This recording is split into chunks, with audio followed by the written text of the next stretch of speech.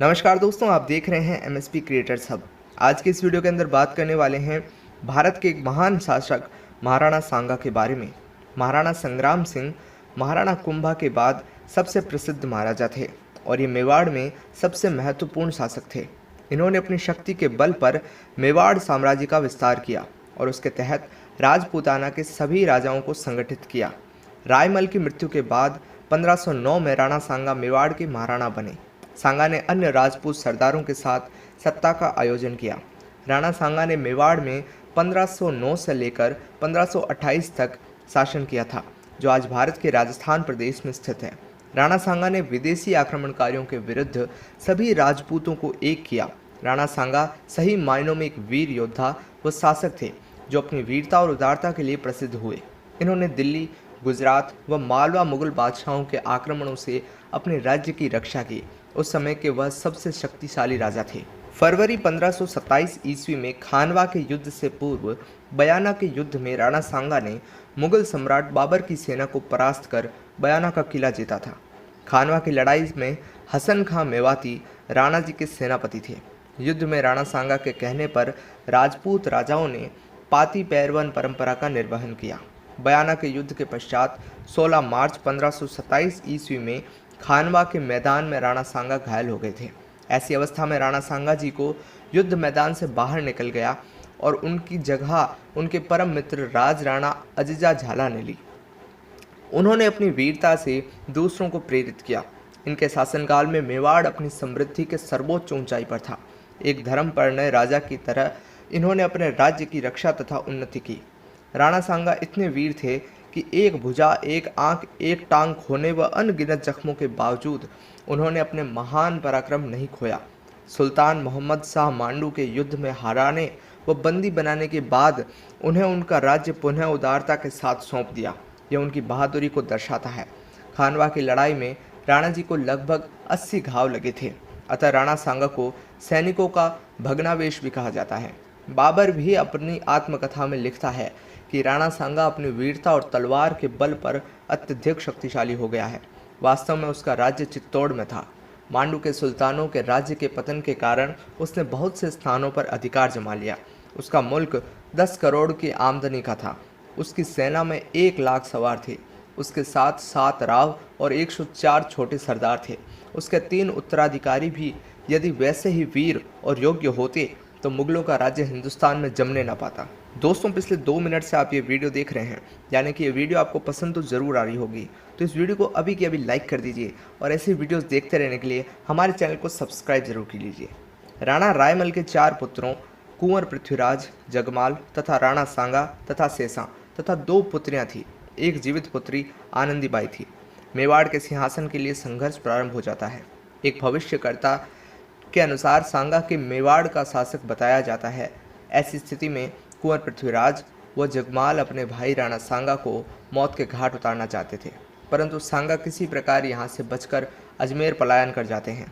तब सन 1509 में अजमेर के करमचंद पंवार की सहायता से राणा सांगा को मेवाड़ राज्य प्राप्त हुआ। मुगल साम्राज्य के संस्थापक बाबर ने अपने संस्मरणों में कहा है कि राणा सांगा हिंदुस्तान में सबसे शक्तिशाली शासक थे। जब उन्होंने इस पर आक्रमण किया और कहा कि उन्होंने अपनी वीरता और तलवार से अपने वर्तमान उच्च गौरव को प्राप्त किया। 80,000 घोड़े, उच्चतम श्रेणी के 7 राजा, 9 राव और 104 सरदारों व रावल 500 युद्ध हाथियों के साथ युद्ध लड़े।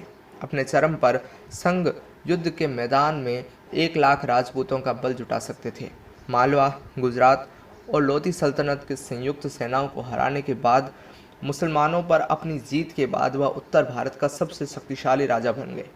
कहा जाता है कि सांगा ने 100 लड़ाइयाँ लड़ी थी और विभिन्न संघर्षों में उनकी आंख तथा हाथ और पैर खो दिए थे। महाराणा सांगा ने सभी राजपूत राज्यों को संगठित किया था और सभी राजपूत राज्य को एक छत्र के नीचे लाए। उन्होंने सभी राजपूत राज्यों से संधि कर ली और इस प्रकार महाराणा सांगा ने अपना साम्राज्य उत्तर में पंजाब सतलुज नदी से लेकर दक्षिण में मालवा को जीतकर नर्मदा नदी तक कर लिया। पश्चिम में सिंधु नदी से लेकर पूर्व में बयाना, भरतपुर, ग्वालियर तक अपना राज्य विस्तार किया। इस प्रकार मुस्लिम सल्तनतों की 150 वर्ष की सत्ता के पश्चात इतने बड़े क्षेत्रफल हिंदू साम्राज्य कायम हुआ। इतने बड़े क्षेत्र वाला हिंदू साम्राज्य दक्षिण में विजयनगर साम्राज्य की ही सल्तनत थी। दिल्ली सुल्तान इब्राहिम लोदी को खातौली व बाड़ी के युद्ध में 2 बार परास्त किया था और गुजरात के सुल्तान को हराया व मेवाड़ की तरफ बढ़ने से रोक दिया। बाबर को खानवा के युद्ध में पूरी तरह से राणा ने परास्त किया था। बाबर से बयाना का दुर्ग जीत लिया। इस प्रकार राणा सांगा ने भारतीय इतिहास पर एक अमिट छाप छोड़ दी। 16वीं शताब्दी के सबसे शक्तिशाली शासक थे। इनके शरीर पर 80 घाव थे। इनको हिंदू पद की उपाधि भी दी गई थी। इतिहास में इनकी गिनती महानायक तथा वीर के रूप में की जाती है।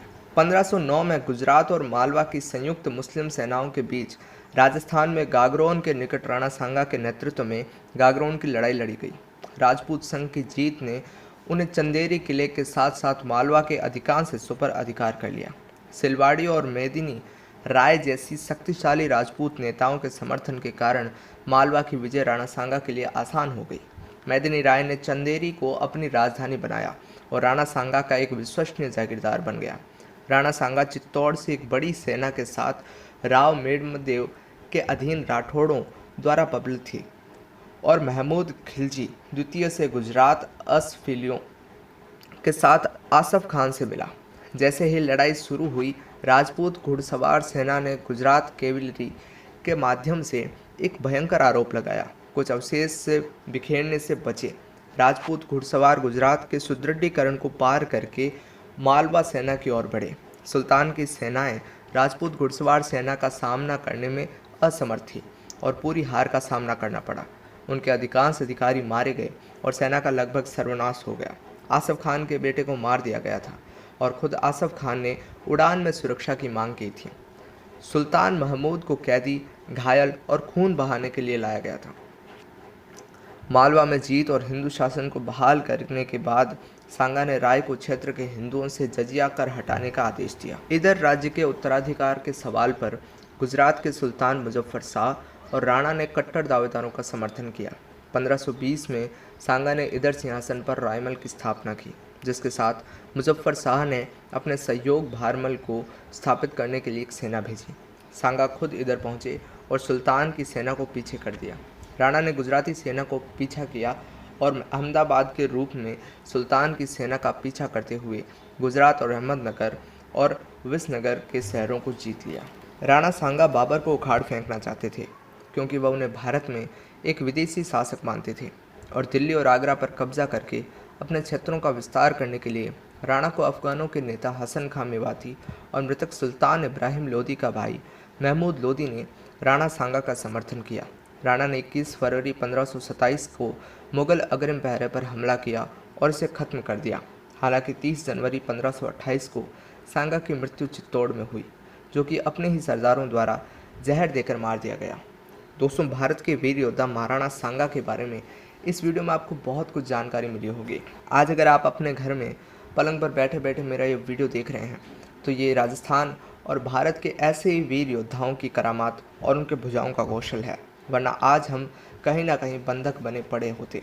बाकी वीडियो आपको पसंद आई हो तो इसको लाइक ज़रूर कीजिएगा और उनके साथ शेयर ज़रूर कीजिएगा।